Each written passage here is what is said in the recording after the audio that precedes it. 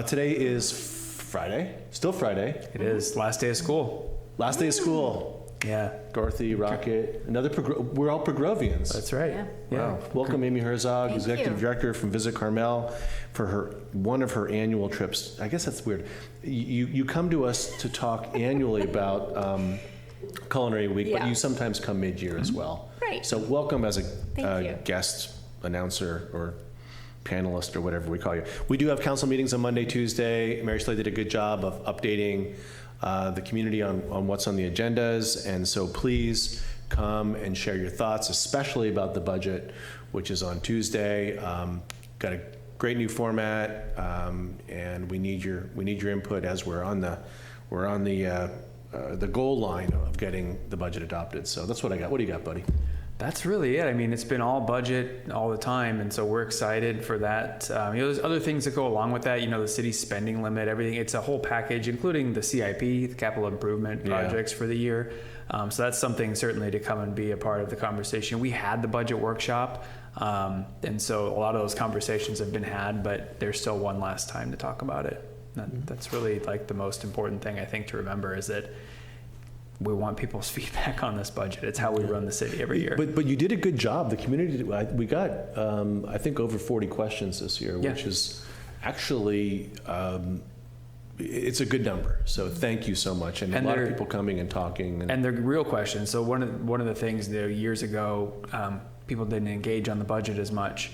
And so we had to sort of like seed questions of our own to like put some information out there. To be blunt about it, we wrote the questions and the answers. Now the truth comes out. Well, we wanted it to be meaningful. We want people to learn from it. But they're real questions now, and it's great. We appreciate all the feedback. I do have one other thing before we hear from Amy. I just want to say good luck and bon voyage to Juanita Menig. She's moving on to a different opportunity. Today's her last day with the city, so thank you very much, Juanita, for all your time here. You'll be missed.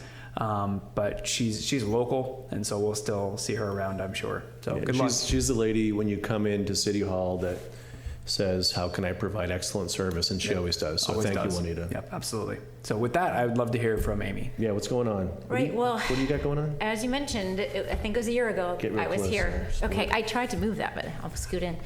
It feels like the kickoff of summer. I know we don't start summer until June, but your last day of school, and we have this Carmel Culinary Week, and this is our 5th annual. Doesn't it feel like we just started it? Now we're on the 5th year, and I think we have really hit our stride this year because we are expanding. We're taking it to the streets. Some of you may have read in our multiple communications. In the past, we had one kickoff party at the plaza, and then everything else pretty much took place at individual restaurants. And we still have all sorts of really cool things happening at this point, it's about 30 to 35 different restaurants that have specials and menus and events happening throughout the week. And you can find all this on our website. But some of the feedback we got last year from the community and the restaurants themselves were, we want to have more like community spirit. We want to come together and do some more events together. And why are we not using more of the village?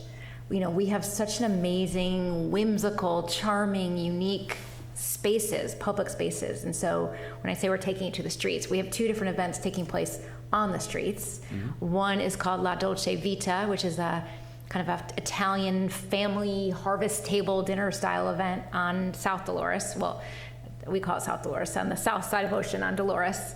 And then that's this Tuesday night. And then Friday, a week from today, we have an event called Boho Bites Beats. You probably can guess what the Boho stands for, and the bites and the beats, but it's an homage to our bohemian past and our current bohemian spirit. So there's going to be street performers and artists, our local artists, so many of which are located on Dolores Street, just north of Ocean. So we're shutting down that street where all the art galleries are, where the art association is, and it's going to be food and street performers and artists, and it's just going to be like some really cool village vibe, community style events. Yeah. No, these are ticketed though. Mm-hmm. So you really need to go on our website to inquire. I strongly recommend tickets in advance. The party in the plaza is today, starting at 2:30 for VIPs, and then 3 o'clock for general admission. And I was just looking, and I think there's like 50 tickets left. Wow. So, and how does that rate to last year's? I mean, I know that you talked about at the Visit Carmel board meeting that in the last couple of years, a lot of the tickets sell in the last 10 days to 2 weeks prior to the event. Just like we predicted, ticket sales have really picked up this week. Great. And so there's still plenty of tickets left for next Friday night, the Boho Bites and Beats. There's an event at La Playa Hotel on Wednesday called Soiree by the Sea. There's still tickets available for that. I mean, there's tickets available for everything. Yeah. So definitely go to our website. But my point is, as we get closer to each event, people start to commit. Right. You know, people don't want to commit to the last minute. You never know. And this has been an event that we really kind of build, mostly for locals, Monterey County residents.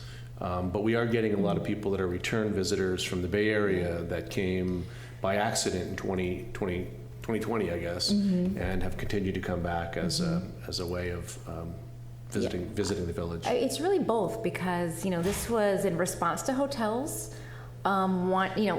realizing that we actually have the first weeks in June are actually quite slow in terms of tourism. Tourism, our high season really kicks in at the end of June. But meanwhile, hotels and restaurants are they have employees, they're ready to go.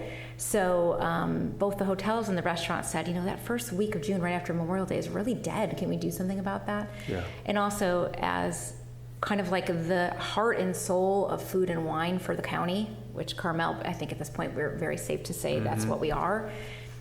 We wanted to create, how can we make that claim and not have some kind of a festival that celebrates our food and wine? And so that was part of the impetus for Culinary Week. Food is like a primary driver for travel decisions. A lot of people, when they travel, they make a decision based on, I'm going to also have food and wine experiences. I mean, it's part of it. So it's all the things. It's a community event. It's encouraging overnight stays, and it's encouraging bonding amongst the culinary community itself too. Wow.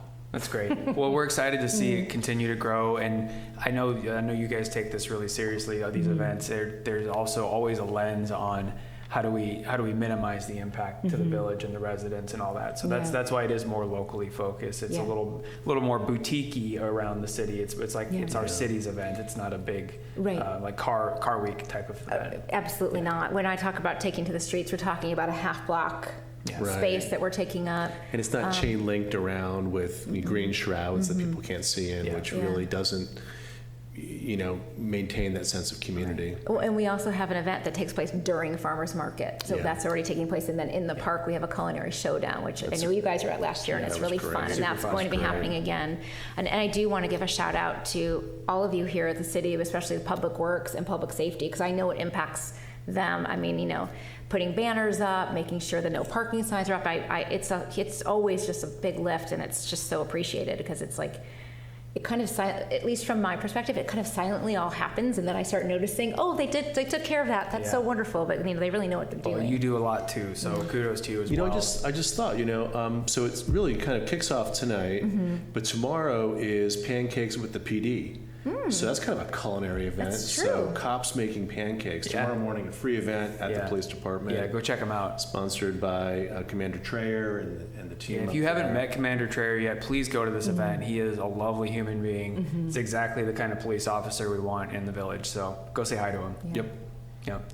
All right. Okay. Well, Brendan, as usual, has blathered on for too long. Sorry, always. So thank you for joining us, as always. Thanks for having me. Last year, do you remember how we say goodbye? We still do it the same way. Oh, yes, I remember. Well, then we'll just tell everyone to take good care.